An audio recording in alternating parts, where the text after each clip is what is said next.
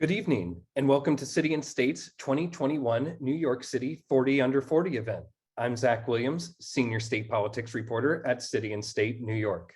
We got a great panel discussion coming up with some real big names in local, state, and federal government. And then we will be getting down to honoring some real up-and-comers in New York City government, politics, and advocacy. But before we get to that, I just want to thank our wonderful sponsors for helping us put on this great event. Couldn't do it without you: Berkeley College, CDW, Spectrum, and LISC NYC. And I also want to just go over a few housekeeping items. The first one is, if you know anybody who is hearing impaired who needs closed captioning services, just jump right over to our Facebook account where we have CC readily available on our live stream on that site. And also just want to let you know that if you do want to chat with your fellow attendees or just give a shout out to somebody who we're honoring today, feel free to do so right in the chat feature. Just make sure that you're sending the message to everyone in attendance and not somebody specifically. And if you do want to just try to slide in a question for the panel discussion, you can do that in the Q&A feature.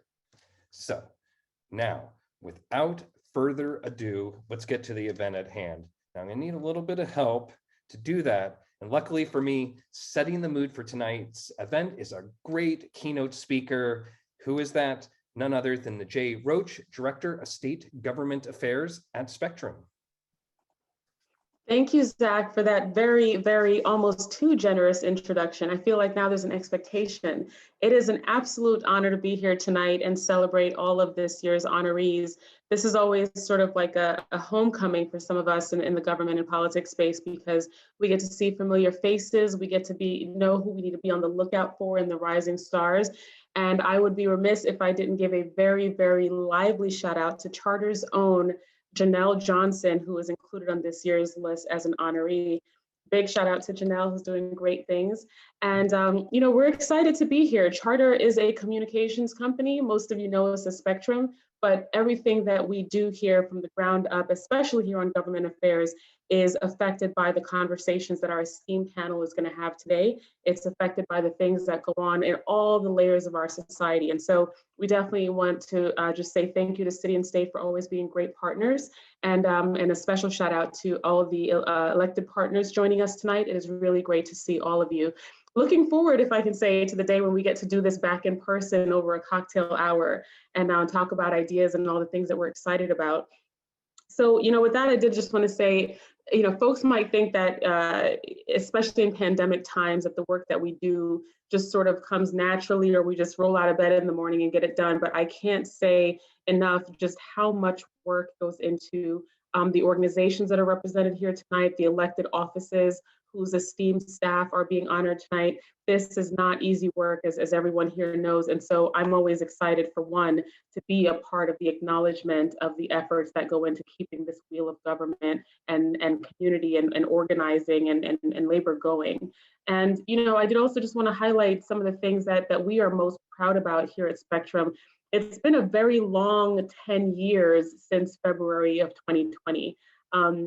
Thankful to still be here, and obviously very reminiscent of the loved ones, the friends and the colleagues that, some of us unfortunately lost, but we are happy that our city is back. We are happy to be here. We are happy to be healthy and well, and we wish the same for all of you joining us tonight. During the heart of the pandemic, we at Spectrum, we did what we could. Everyone was in the spirit of doing the right thing, helping a neighbor, helping a friend, whether it's delivering groceries or teaching our grandmothers how to use Zoom so that they could keep in contact with the families. So many people welcome little ones during these really unprecedented times. And so I'm proud to work for a company that was a part of that critical element of keeping families connected, keeping businesses connected, and keeping our society moving forward.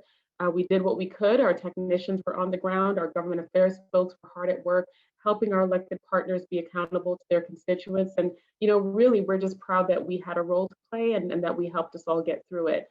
And so with that, I do want to say the bottom line here is, like all of us here, we did what we could. We didn't do it for accolades. We didn't do it for praise. And it was the right thing to do. And so we want to do our part tonight in joining this celebration for all of the folks listed on this year's list. And to each of you, some of you I know, some of you I don't, but looking forward to get to know you and what the New York Times is now calling the after times. So the before times and the after times. Looking forward to getting to know each of you and to hearing tonight's conversation. We've got some great folks lined up. So I'm going to turn it back over to Zach so we can get this party started. Thank you again, and congrats, everyone. Thank you so much, Najee. Spoken like a true veteran of city politics. But, you know, I've been attending these events for a couple years, and it's always so interesting to hear people who, you know, we're all pretty young, us millennials. There certainly are some older folks in politics. And it's always so interesting to hear people kind of reflect, you know, after they've been in the game for a few years in whatever capacity, on just kind of a few years going by and seeing some new blood come in, and how maybe they're a little bright-eyed and bushy-tailed, and we want to keep them that way as long as possible. So thank you for setting the mood for this great event.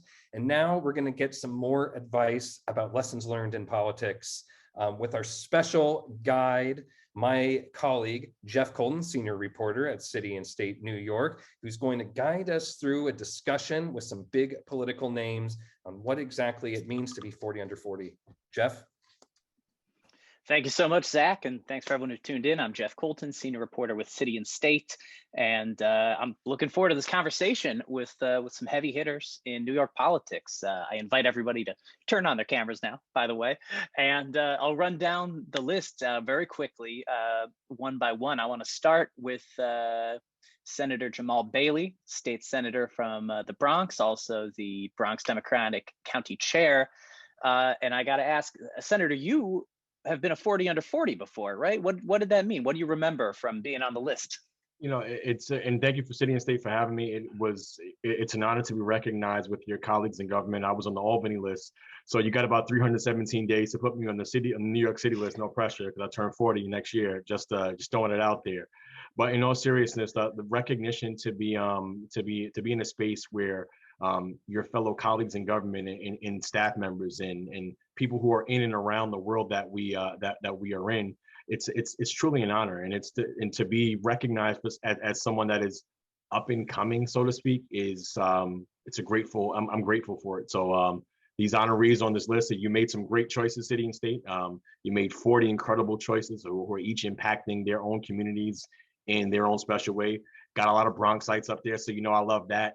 Ariana Colado, our executive director of the county organization, and so many of our other great Bronxites there. So it's a hallowed company to be in. There you go. Next, in alphabetical order only, Assemblymember Rodneyce Pashot-Hermelin. Rodneyce is the Assembly member for Central Brooklyn, and then also the chair of the Brooklyn County Democratic Party. Rodneyce, were you ever on a City and State 40 under 40 list? No, but first I wanted to say thank you, Jeff and City and State, for having me on this panel. It's really great to be part of this 40 under 40 Rising Star event. I was never, because I started my assembly career after I was 40. However, I was asked to be part of the 40 under 40 Rising Star, but I had to decline because, again, I was over 40, and I had to ask, is there a 40 to 50 Rising Star group? But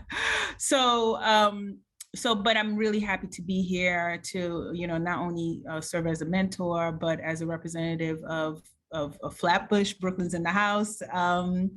I'm just so proud to see so many extraordinary young leaders. The class of 2021 40 under 40 nominees are, I've read their bios, many of whom are very dedicated to building a more equitable, fair future for our city. And as the Brooklyn Democratic Party chair, it is my job to make sure that we build a strong, unified borough, a blue borough, a Brooklyn, and that our rising stars will bring hope, and not only for the future of our city, but for the future of our state. This is City and State, so I'm really excited to be here. Thank you so much. Next, in alphabetical order, we got Manhattan Borough President Gail Brewer, also the expected next city council member for the Upper West Side. Gail, I have to think that you were never a 40 under 40. I think you've been in Never, politics for too long. Never, never, never. I was there before City and State, so you can't even count me. Now, how many of your interns have become 40 under 40s, though? I'm sure it's a good number of them. Yeah, so we've had about 10,000 interns, I think, something like that. And but I know that in the past, right now, Arias de la Cruz, thank you very much. Our press secretary is one of your amazing honorees, and he certainly should be honored as the press secretary. He's very special. I think in the One past, of the best tweeters in government, I have to yes, say. he is. He absolutely is. And the former deputy borough president, Matthew Washington, was on. Shula Warren has been on, who's our policy director. Hallie Chu, who's the deputy policy director. I don't know how many interns or students, because I teach at Hunter College. So between all of them, it's a huge number. So I honestly don't know. But I have to say, I want to agree with what others have said, that the list is phenomenal. There are, Rodney, some Manhattanites on, just so you know, the two of you. And also there are folks who come from all different backgrounds, and your photographs are phenomenal. The text is phenomenal. It really shows the greatness of our city. And I just think it's a wonderful thing that City and State does. I've obviously been on 50 over 50 and been all part of your Manhattan Power discussion. So this is really fun. I have meetings that I hate, I gotta get through. Today is fabulous. Congratulations. Thank you very much for joining. And Representative Grace Mang represents big part of Queens. And I believe that you were on the 40 under 40 Rising Stars way back when you were an assembly member. Is that right? Yes, definitely way back. I might have started politics before City and State was formed as well. And I was probably one of the first lists, because I've been around for a little bit. But thank you also for having me. Thank you to Jeff and to Team City and State for the tremendous work that you do. Reading your daily email is one of the first things I do, even before I get out of bed, before I feed the kids. So thank you for all keeping us connected and keeping us in the loop and helping us to become more responsive elected officials. I too want to congratulate everyone who is on the honoree list tonight, and want to give a special shout out to our team's district director, Anthony Lemma Jr. Thanks for having me. Thank you so much, Congresswoman. I do want to say I see that the chat's popping off, which is great. If you have any questions, throw them in the Zoom Q&A. I'm going to ask our panelists a number of questions, but if somebody asks a good one in the Q&A, I'll turn to that as well. So feel free to go for that. I do want to say also. Yeah. I'm so sorry. I just didn't get a chance to do the Brooklyn shout out. Okay, so everybody did. So I just want to give a shout out to Sabrina Rezi, who is my communications director. She's certainly a rising star, and I'm so proud of her. I also want to give acknowledgement to my Brooklyn stars, Shahana Hanif, Sandy Nurse, and Chio Say. And shout out to just my friends, Timothy Tapia, Clement James, and DeAndrea Khan. Peace. And you have me realizing that we actually kind of have a representative from each borough. So Catherine Garcia, Director of Operations for the Governor, former mayoral candidate. You might remember her doing that. She's going to be joining us later. She apparently got called off to an emergency call, which, you know, happens when you're in that job. She doesn't live on Staten Island, but they love her on Staten Island. So she's our representative from Staten Island there. And then we've got reps from every other borough. So this is great. I'm glad to see the 5 borough representation here at the 40 under 40 event. Now, my first big question for all of you is, look, I was caught today. I was looking at coverage of this. Well, you know what? I'm not going to bring anybody into it, but basically, there was some discussion from some elected officials today that was saying that you know, New York is moving in the wrong direction, and that you know, things are not looking good. And I was kind of caught in my tracks. I mean, I'm a real New York booster. I think that New York is great and getting better. But I also realized that, you know, all of you are in positions where you need to be looking at things that you want to make better, looking at things you want to correct. So I guess my big question here is, I mean, you know, do you think this is a celebration, of course, of young people in politics and kind of looking into the future of politics? Do you think that New York is moving in the right direction right now, or are we in a backslide currently that needs to be corrected? And I'll open that up to anybody.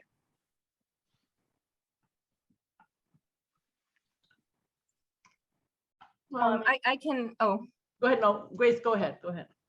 I can weigh in a little bit. I think that this past year and a half has been really difficult for New York. I think that this past year and a half, we have seen that government didn't necessarily provide all the answers, and that we needed to do better, and that we needed to be more innovative in how we were reaching out and helping our constituents. And even with all that Congress did, for example, to help people recover from COVID, as we were working on the situation in Afghanistan and Hurricane Ida and the flooding, we saw that there were still so many people and families in New York who were not touched, who were not reached, and who were not helped.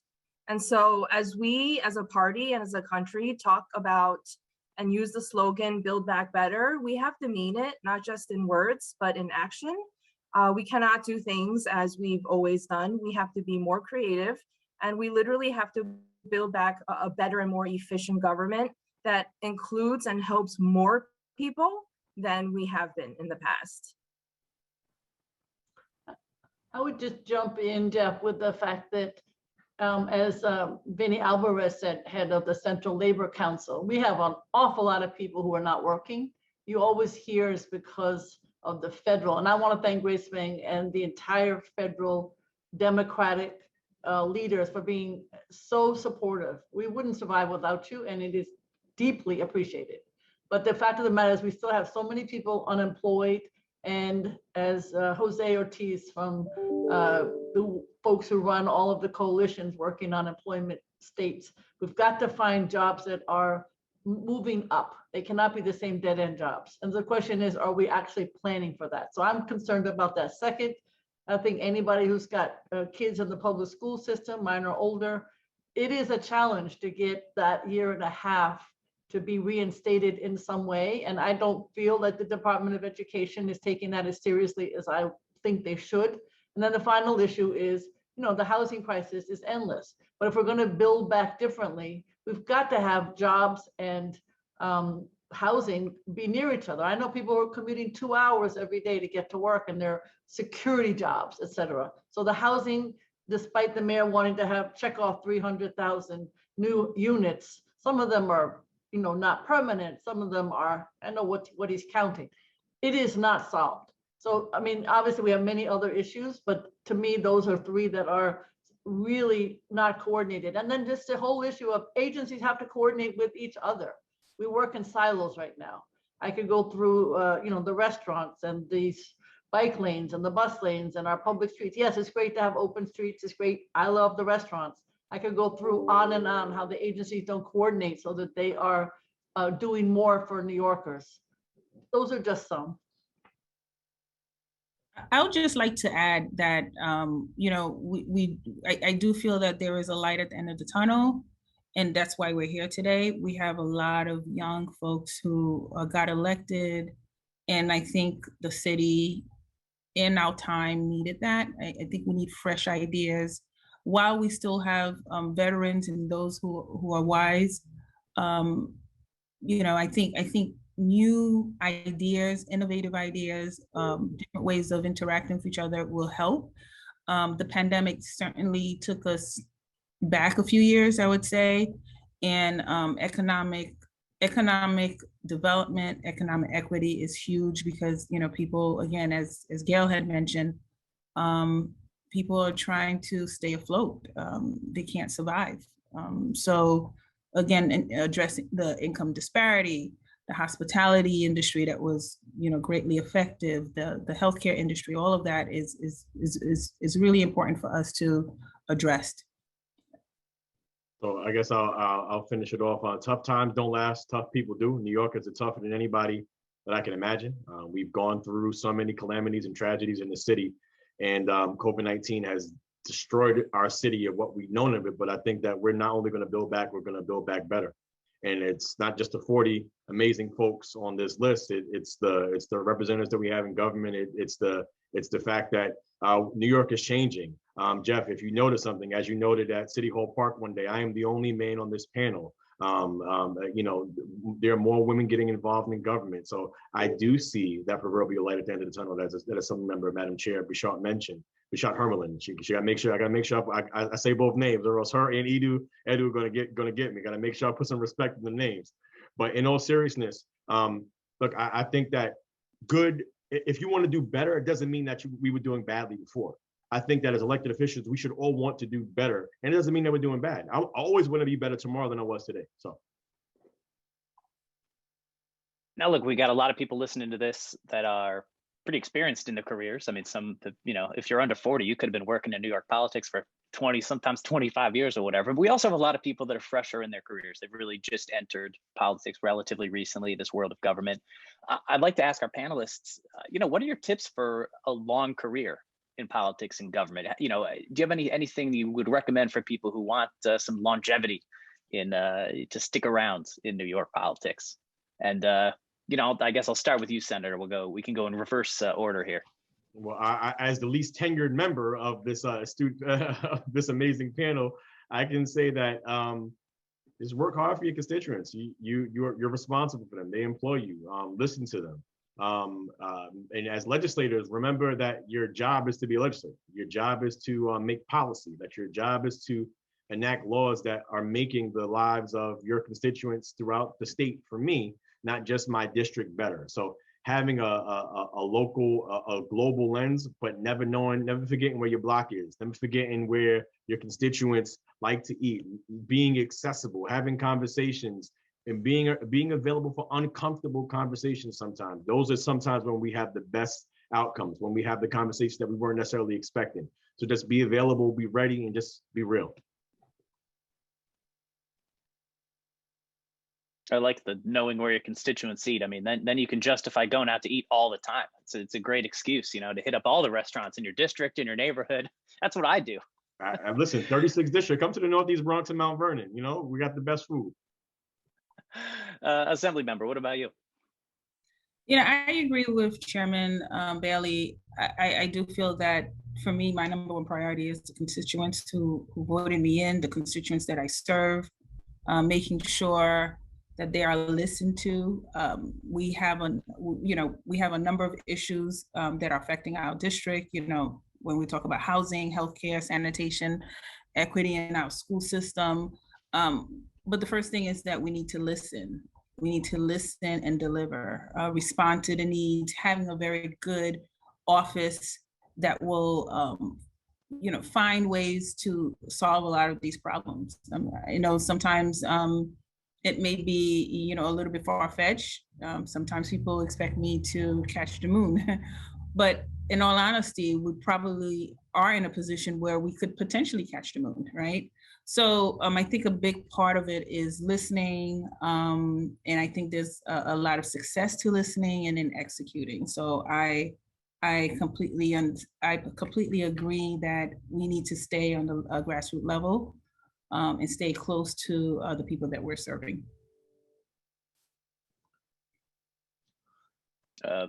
Gail, your thoughts?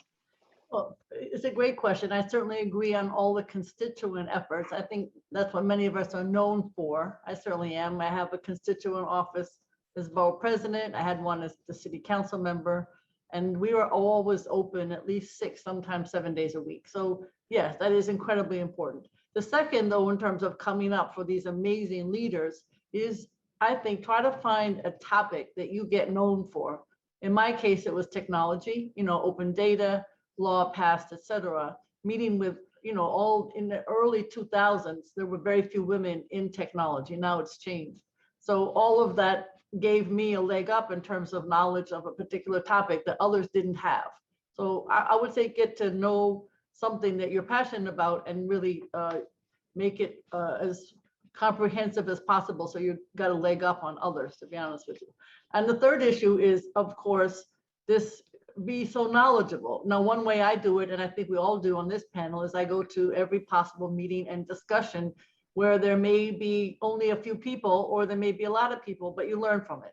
And certainly, as Grace said, read City and State in the morning, but also I happen to read a lot of newspapers. I'm still turning the pages. Everybody else is online. I got it. but I get newspapers, 4 newspapers in the morning. And I think at least be knowledgeable that there is something in the newspaper, whether you read it online in person. And then, just, you do have to figure out, how to stay current on topics, and you can't switch with one group say one thing and another group say something else. As others have said, it's tough discussions, but you have to have the same topic and the same position and not change. And some people do, and I see it, but you can't do that. And Congresswoman, what about you? Advice for people who want longevity in politics and government? So I have 2 pieces of advice. Not that anyone on this esteemed list needs advice, but 2 things that I really prize. Number 1, to know your worth and to know your value, to know what you bring to the table into a room, and that just because it doesn't necessarily fit into a traditional political job description doesn't mean that you aren't just as impactful and just as much of a leader as everyone else in that room. And number 2, to be an active and responsive listener. It's one thing to go into a room and just to say that you've listened and you've heard about constituents' concerns, but what are you actively doing about it? How are you responding to the complaints and making people feel that you are addressing them? Everybody said, listen, listen, listen. I mean, this is advice from my teachers all throughout elementary school, and now advice from our esteemed elected officials. So I like that one. Now, speaking of which, I want to hear about some mentors. If each of you could pick out, ideally just one, maybe 2 if you need, but like one mentor who helped you get to where you are today in politics and government or in life. That is such a way that many of us enter politics and government and get up to that level. So I'll open that up to anybody if you want to shout out and explain, a mentor that you had or what they did.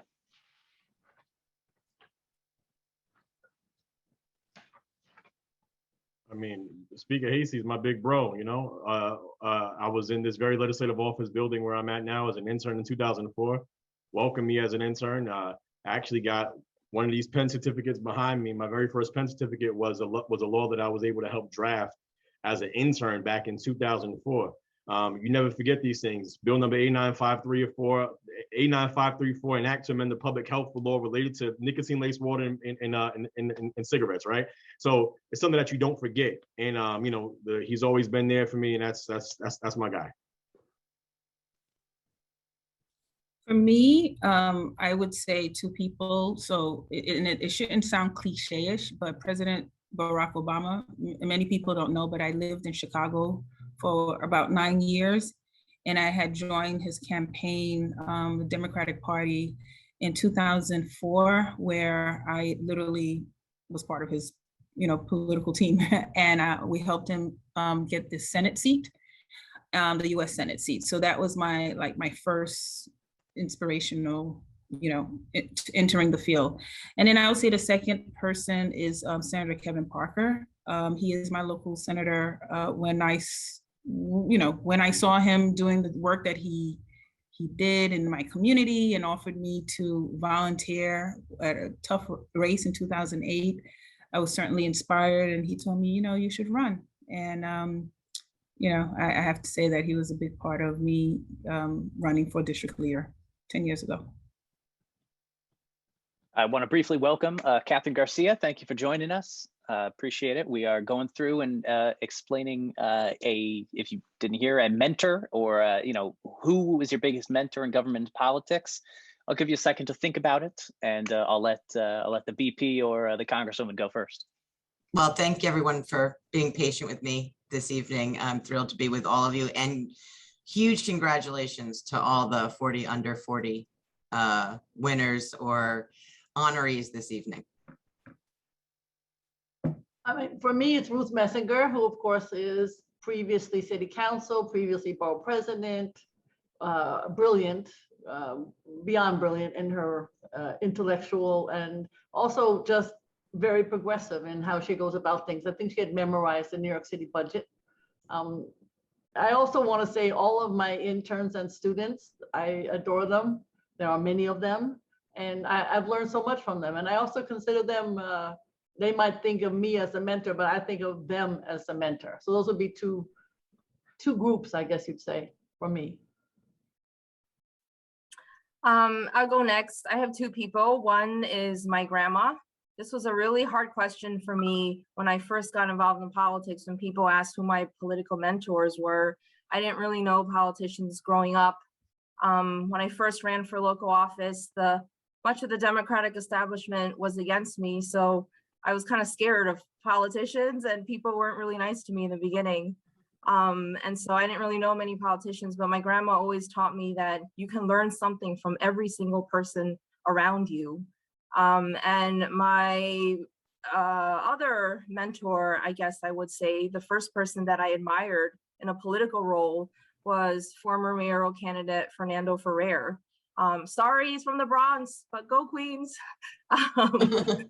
But he was the first person that I volunteered for. He was the first person that I saw run a campaign where you had to reach out in bilingual and multilingual ways. And it really inspired me that politics didn't look like and didn't have to always be politics as usual. So it was very encouraging.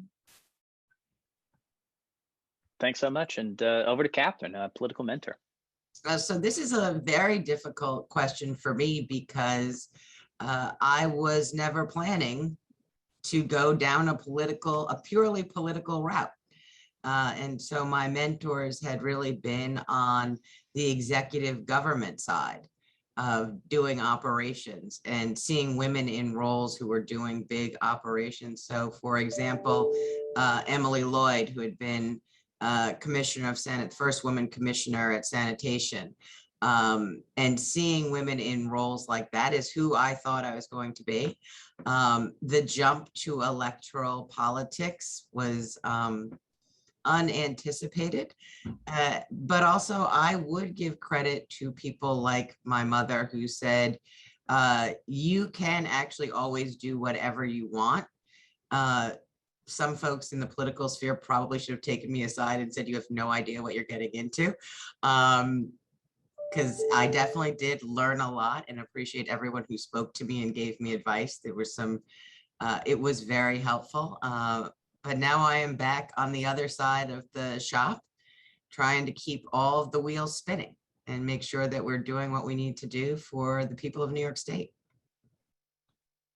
And Catherine, before you came, I said that we had a representative from each borough. I know you're not from Staten Island, but I believe they love you on Staten Island.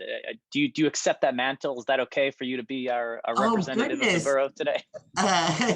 Well, I do love Staten Island, but I am in my heart a Brooklyn girl. And though I was not paying attention on the subway yesterday and almost ended up at Franklin Avenue. So I don't know if I can totally claim cred for Staten Island, but you know, I'm happy to go to Lee's Tavern anytime anyone wants to invite me.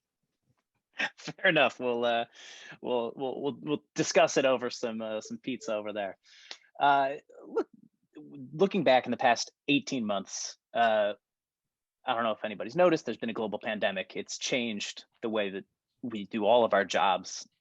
This event, for example, definitely wouldn't have been virtual 18 months ago. We would be doing this in person or something.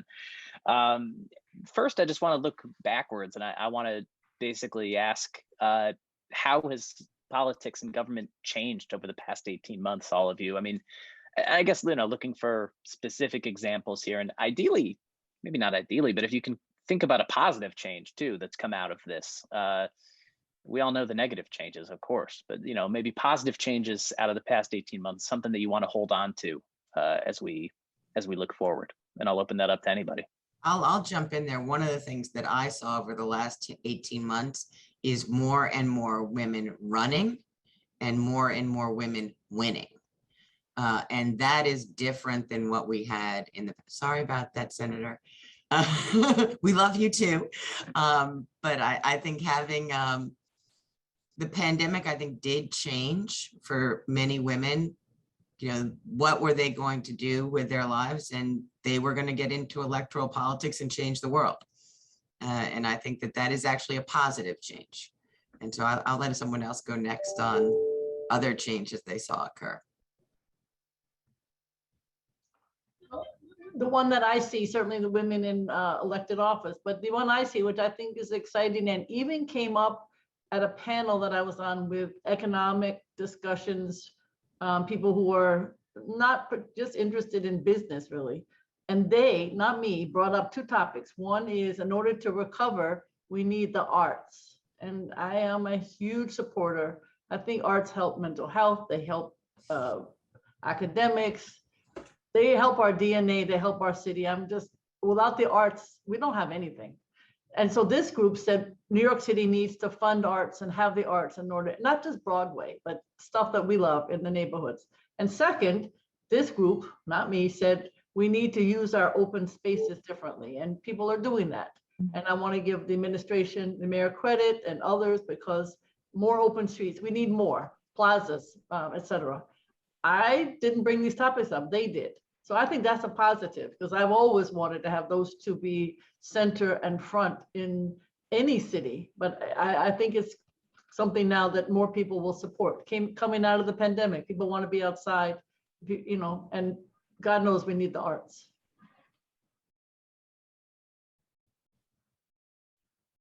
Well, sort of to pivot back to what most of us mentioned before, I think everyone did become better listeners. You know, we were in a stage at the beginning of this pandemic where virtually everything was shut down, but so many New Yorkers still risked their lives and sacrificed so much and still had to go to work and help keep the city running. And because so much was shut down, even Washington, D.C. was operating remotely, we had to learn to be to be more effective and better listeners to people on the ground, finding new and innovative ways to reach out to constituents in every corner of our districts, responding to their most basic needs. You know, we know that community leaders on this list and on this Zoom, you know, we're helping to provide PPE, the most basics of needs that people needed in the city. But we still need to make sure that we are actually carrying out all that we learned and all that we heard as we now begin to build back this city. And so I think that if we can continue to keep those lessons and concerns that we heard from people and to carry them out, our city will come back stronger and better.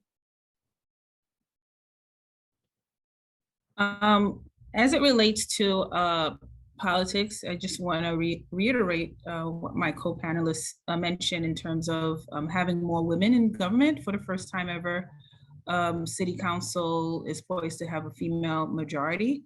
And currently right now, a woman, Kathy Hochul, sits in the highest office in the state.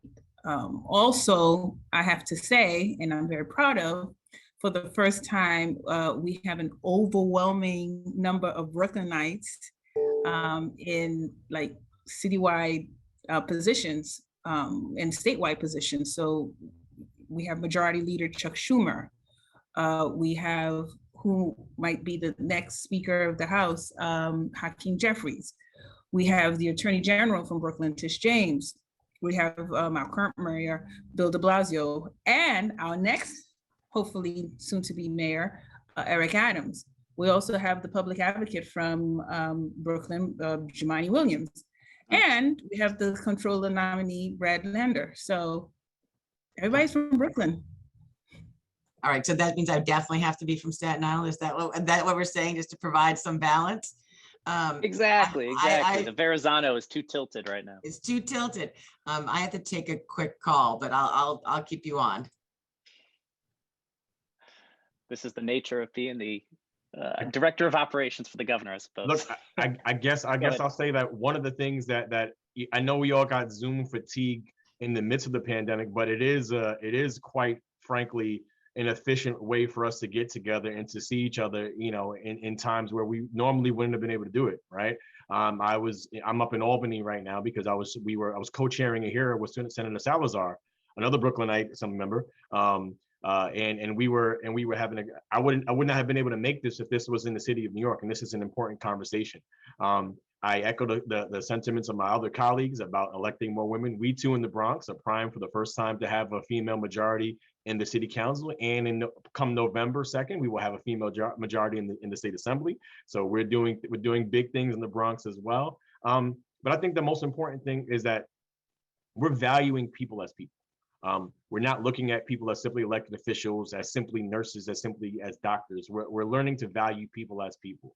And when you understand that the intrinsic value of somebody more than what their stats or statistics show, I think that will make us a better city. And yes, it may have started from banging our pots and pans at 7 o'clock for essential workers, but I think all of us have really understand what is essential, who is essential, and why they're essential. And the answer is that we're all essential, right? And that we all have a greater appreciation for each other. And I, especially for those that have lost someone, I've lost family members in COVID, and I think we just have a greater appreciation for what we have in life. So, on that Zoom note, I mean, that's a good point. The city council speaker race is heating up, and I do wonder if all of the upcoming panels are going to be on Zoom like we saw at the beginning of the mayor race, or whether we're going to be meeting again in auditoriums and community rooms again. I'm not sure. We'll have to see. Gail, let me know if you have any thoughts. If you want to, I will. Are you in favor of the Zooms? Yeah. Am I in favor of what? The Zoom? I mean, yeah. I've been out, every day with many of you during the entire pandemic. So I'm not normal. I've been inside, outside, and I got lucky in terms of not being sick. But I would say that I prefer in person, at least for something like that, if possible, because you get a sense of people, and maybe do a hybrid, but at least some of them should be, I hope, in person. It's a very different, when you're talking about not getting to know people, because we all know each other in this Zoom today, and and it's a great group that you put together. Congratulations. But I think when you are meeting people for the first time, just like there's so many vacant offices today, and partly because people have gotten used to Zoom, but that's mostly the firms that have known each other. I think some of these new folks who are coming to New York, and thank goodness they're coming, will have to be in person because they'll have to get to know each other. So there's a division there about what's good for Zoom and what's good for in person. But the senator's correct. I mean, it is so helpful for people who are not in the room, or at least in the city. It's just fantastic that way. Now, look, we've got a great question in the Q&A from Eitan Sanger. He's a high school student, very politically involved. So I'm glad that he's on. I'm glad he's asking questions.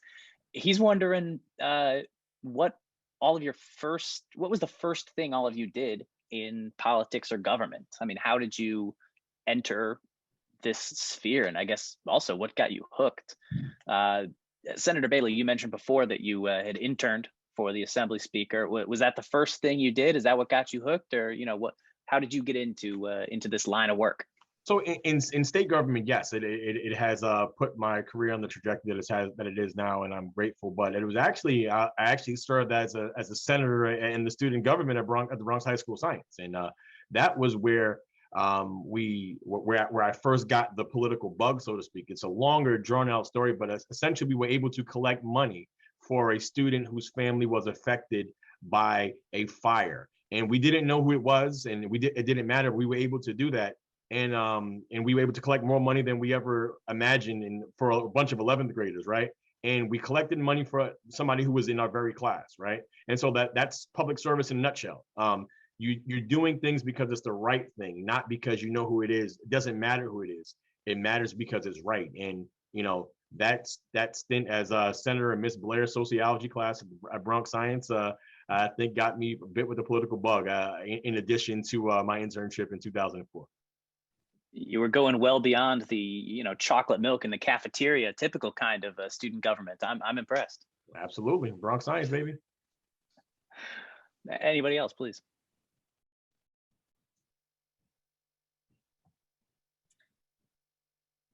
I can jump in. So one of the first things I did related to the community, more so community than politics, but I actually joined with some friends We opened a nonprofit and literally helped people, including senior citizens who didn't speak English. We would have anything from like senior citizens bringing their mail in once a week. And we had Spanish, Mandarin, and Korean speakers to help people literally just read their mail and help them cut through some red tape. Actually, one of my co-founders was Sandra Ung, who will likely be a future councilwoman from Flushing, Queens.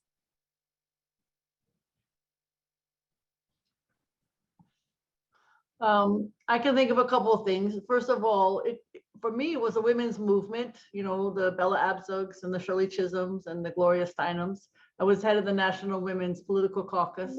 And we, you know, did everything from get women elected around the state to protests. And I do remember going to Albany with Bob Masters with CWA because the women who worked for Bell Telephone were not allowed to go to the bathroom. They could take absolutely no bathroom breaks.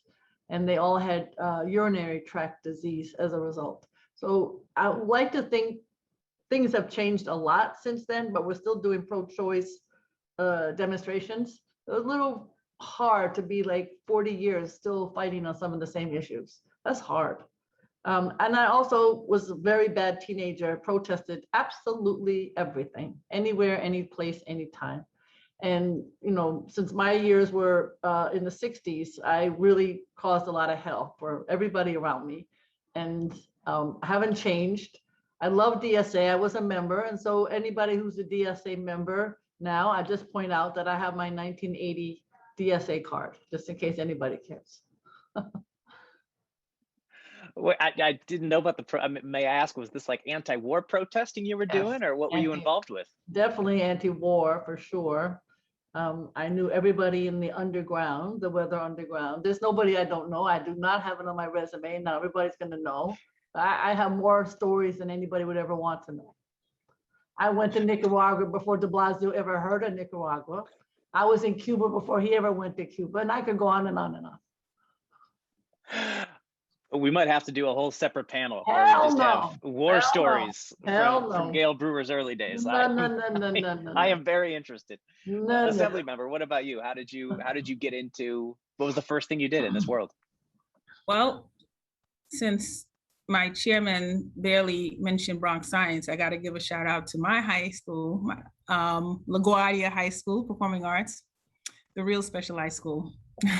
So I unfortunately didn't become the singer musician that I went to school for. I actually studied mathematics and engineering. So my first real job was a public school mathematics teacher. And then I went on to work in Japan and China as an engineer. So I was into the telecommunication, had a great time doing that. I did that for, good almost 9 years. And then, I went to Wall Street after my MBA and hated it. It was a bad market. And it was, at the start of the collapse of the financial district, I realized this wasn't for me, but it forced me really to kind of stay in my community and work on economic equity and immigration rights. So I was heavy on working on getting people their homes, home ownership workshops, and also immigration reform and rights, given that I'm Haitian American. So that was huge. But I also had joined the White House Project, which was very similar to like Emily's List, which was a civic engagement organization that promoted women to run for office or be involved in government. And literally that really helped me decide to run for district leader. And so that was great. And throughout all of that, I've been doing, I was a member of the board for Habitat for Humanity, again, working on building homes for people who needed homes, especially across the world. So it was great working on economic justice. So that was where I started. Thanks so much. Wow. And look, we've got just like 2 more minutes left. So I just want to have everybody answer very quickly. Last question from the Q&A from Nassim Al-Muntasser, who's asking if there's one thing that you could change in the political realm, what would that be? Again, short answers. I know it's a big question, but short answers. What's one thing you would change in the political realm? Division.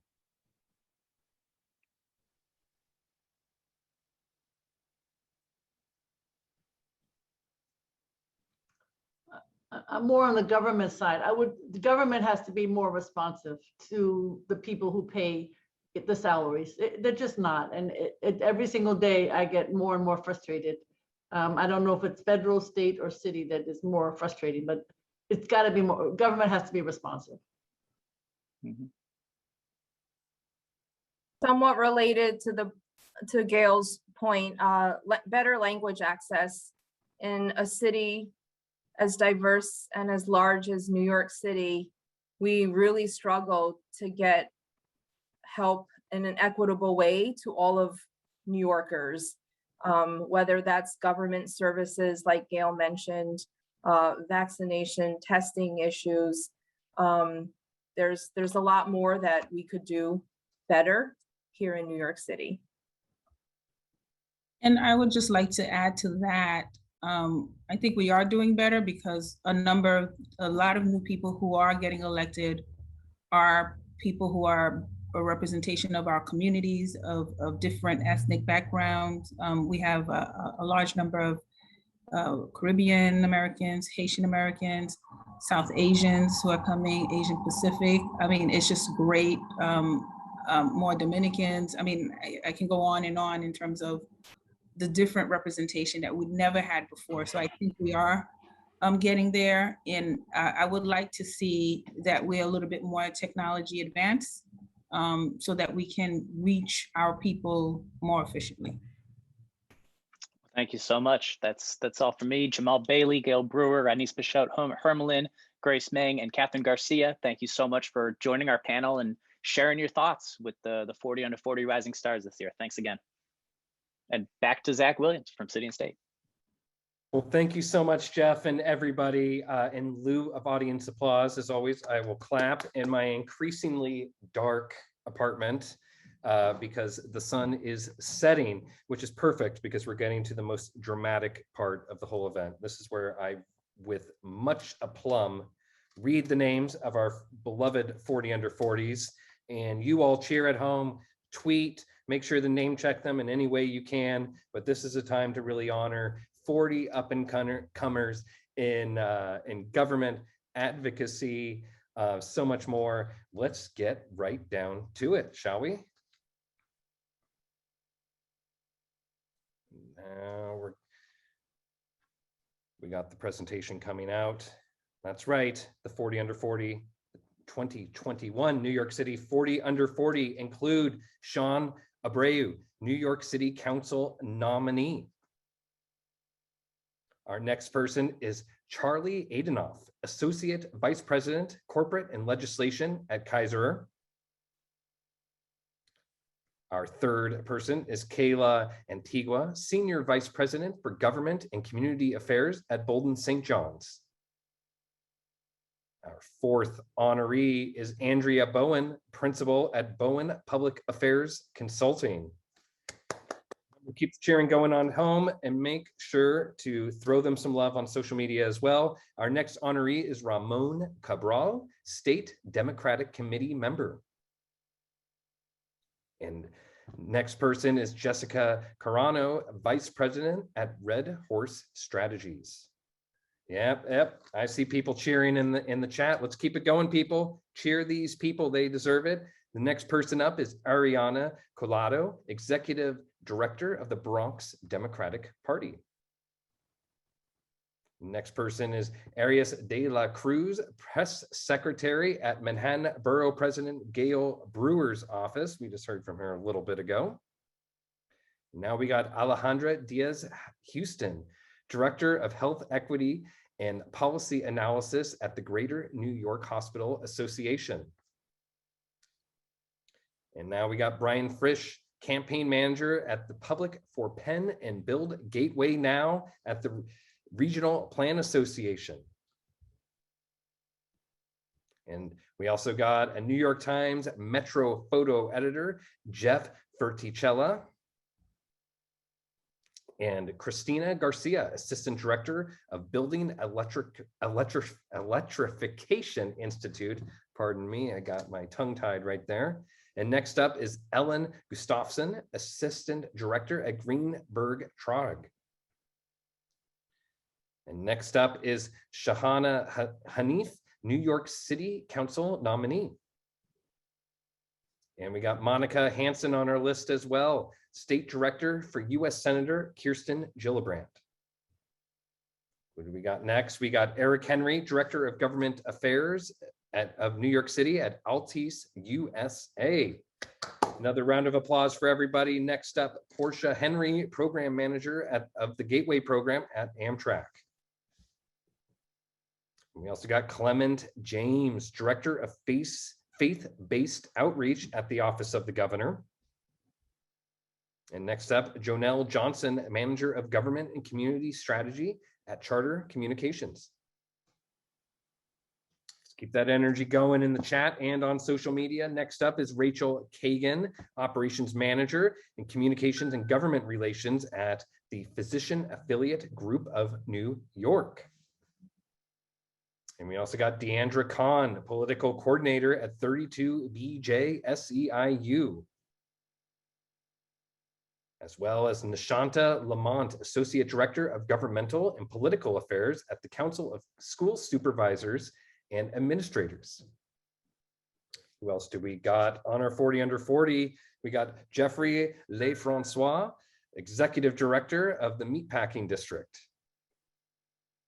And we also got Anthony Lemma, District Director for Rep. Grace Mung, who we also heard a little bit earlier on our panel discussion. And next up on our 40 under 40 New York City edition is Kristen Malik, Director of Business Diversity at CDW Corporation. We also got Tom McNeil, East Coast Public Policy Manager at Instacart. Next up on the 40 under 40 is Kaitesi Monroe, Principal Cozen O'Connor Public Strategies. And we also got Ali Najmi, Attorney at the Law Office of Ali Najmi.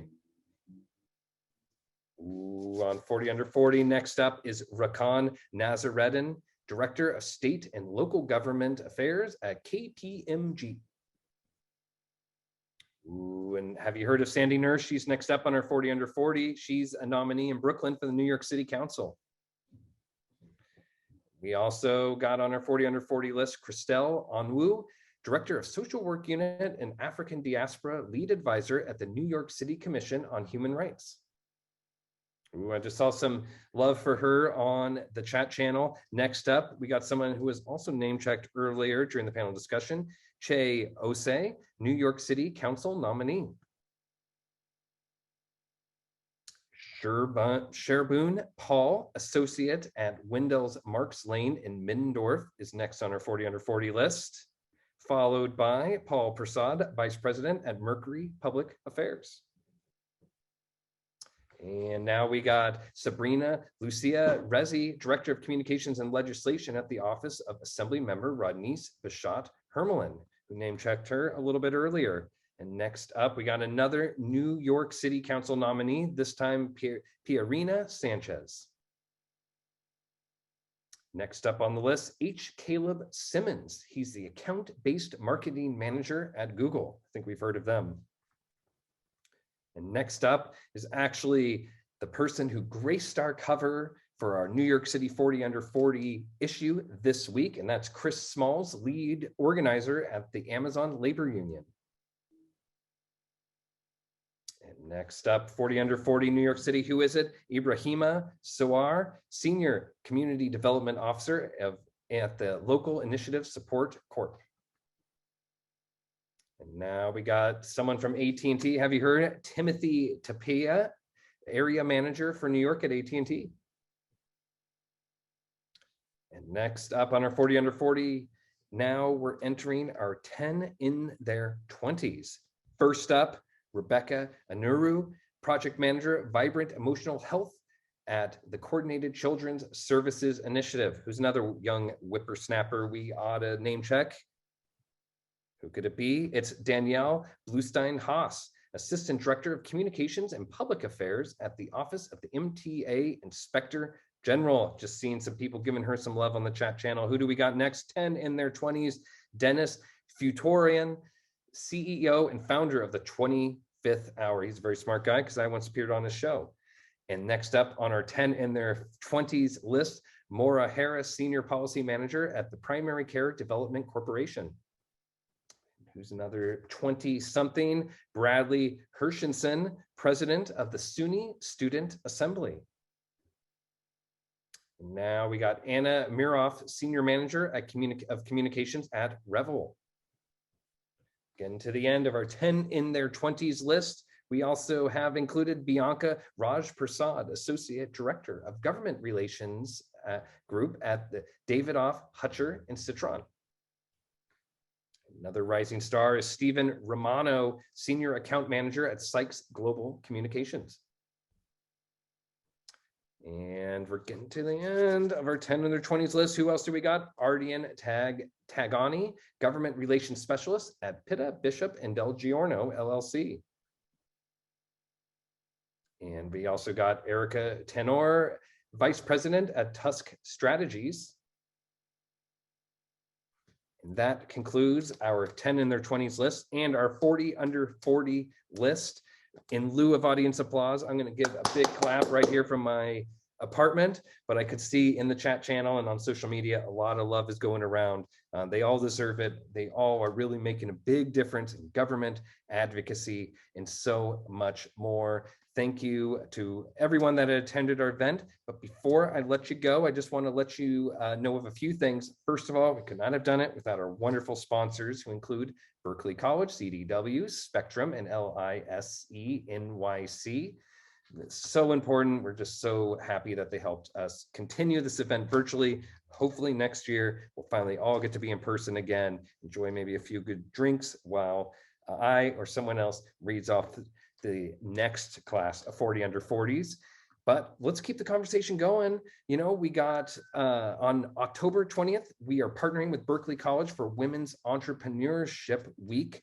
We have a full day of speakers and panels and then an in-person reception in the evening to celebrate. Registration is free and can be found on our website, city and state, NY, like New York.com, or in the chat channel.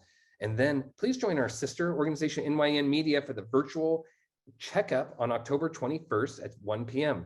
This webinar is all about helping nonprofits of all types best assess the health of their organizations as we enter the next phase of the pandemic. Registration is free and in the chat or on our website, cityandstateny.com or nynmedia.com. And then on November 18th at 1 p.m., we have our annual virtual government procurement conference. It is actually super exciting, so much going on in government, and this really delves into something that maybe doesn't get as much credit for really being, as it deserves, for being compelling viewing. So one last shout out to our 40 under 40 honorees. Congrats, this is a big deal, live it up. And also let's just give a little bit of love to our 10 in their 20s rising stars, and of course our sponsors and our great events team at City and State. I'm Zach Williams, Senior State Politics Reporter. Hope to catch you at one of our next events. Thanks so much for attending this one.